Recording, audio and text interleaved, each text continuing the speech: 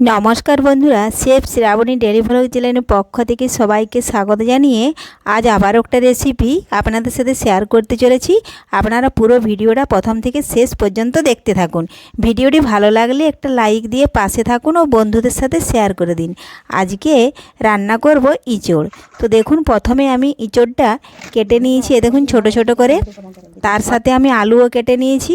আর দেখুন ধুয়ে পরিষ্কার করে নিয়ে এখন প্রেসার কুকারের মধ্যে দিয়ে দিলাম জল আর সামান্য পরিমাণে লবণ। ইঁচড়ের পরিমাণ অনুযায়ী জলটা দিলাম আর লবণ। এখন দেখুন দিয়ে দিচ্ছি হলুদ গুঁড়ো। এখন এই ইঁচড়গুলো ধুয়ে রেখেছিলাম সেগুলো দেখুন দিয়ে দিচ্ছি, একটু সেদ্ধ করে নেব। তার সাথে আলুও কেটেছি, আলুগুলোও দিয়ে দিলাম। যদি কোনো বন্ধু আমার চ্যানেলে নতুন হয়ে থাকেন চ্যানেলটি সাবস্ক্রাইব করে বেল আইকন হলে সেট করে দিন সবার প্রথমে আমার রেসিপি বা ব্লগ ভিডিও পেতে। তো দেখুন বন্ধুরা, এই দেখুন খুব বেশি জল দিন আর খুব কমও দিন না। এখন ঢাকনাটা বন্ধ করে প্রেসার কুকারে 2 থেকে 3টে সিটি দিয়ে সেদ্ধ করে নেব।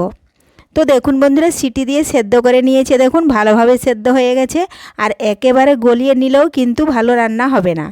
এখন আমি গ্যাস ধরিয়ে আবার দেখুন কড়াই বসিয়ে দিয়েছি। কড়াইয়ে পরিমাণ মতো দিলাম সাদা তেল। সাদা তেল একটু ভালোভাবে গরম করে নেব। এই দেখুন তেল ভালোভাবে গরম হয়ে গেলেই আমি ফোড়নে দেব 5 ফোড়ন, গোটা জিরে, গরম মশলা। ইঁচড় তো সব দিন পাওয়া যায় না, কারণ এখনই পাওয়া যাবে তো মাছ মাংস সব দিন পাওয়া যাবে। এজন্যই দেখুন এখন ইঁচড় রান্না হবে, সিজনের ইঁচড়। দিয়ে দিলাম পেঁয়াজ কুচি। পেঁয়াজ একটু নাড়াচাড়া করে লাল লাল অবধি ভেজে নেব।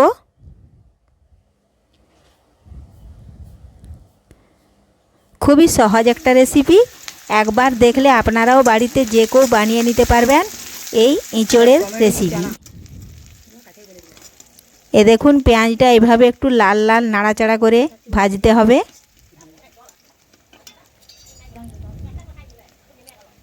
দিয়ে দিলাম টমেটো কুচি আর দিচ্ছি আদা, জিরে, গোলমরিচ, কাঁচা লঙ্কা বাটা ও রসুন বাটা।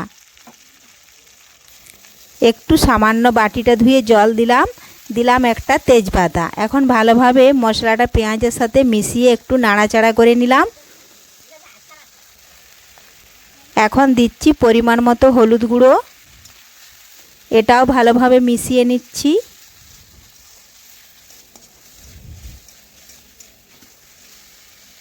এখন দেব আমি লাল লঙ্কার গুঁড়ো।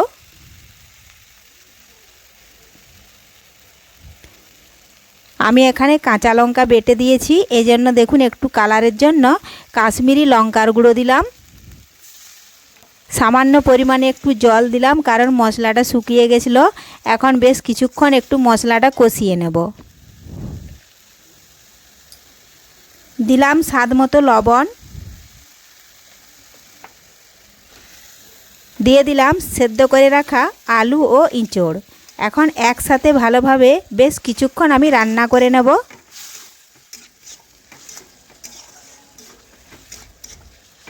এইভাবে নাড়াচাড়া করতে করতে কিছুটা সময় নিয়ে ইঁচড়টা রান্না করে নিচ্ছি।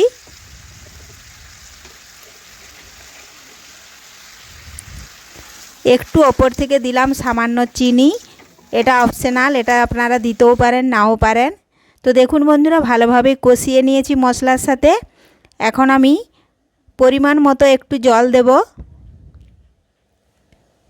এই দেখুন জল দিয়ে দিয়েছি। এখন নাড়াচাড়া করে এখন একটু ফুটিয়ে নেব, তাহলেই তৈরি হয়ে গেল ইঁচড় রেসিপি। এইভাবে ইঁচড় যদি রান্না করতে পারেন আপনারা মাছ মাংস দূরে ঠেলে দিয়ে খাবেন। তো দেখুন বন্ধুরা ফুটে গেছে, আর একটু জলটা শুকিয়ে নেব, তাহলে ইঁচড় রান্না হয়ে গেল। তো রেসিপিটি ভালো লাগলে লাইক, শেয়ার, কমেন্ট করতে অবশ্যই ভুলবেন না বন্ধুরা। ধন্যবাদ, ফিরে আসছি পরের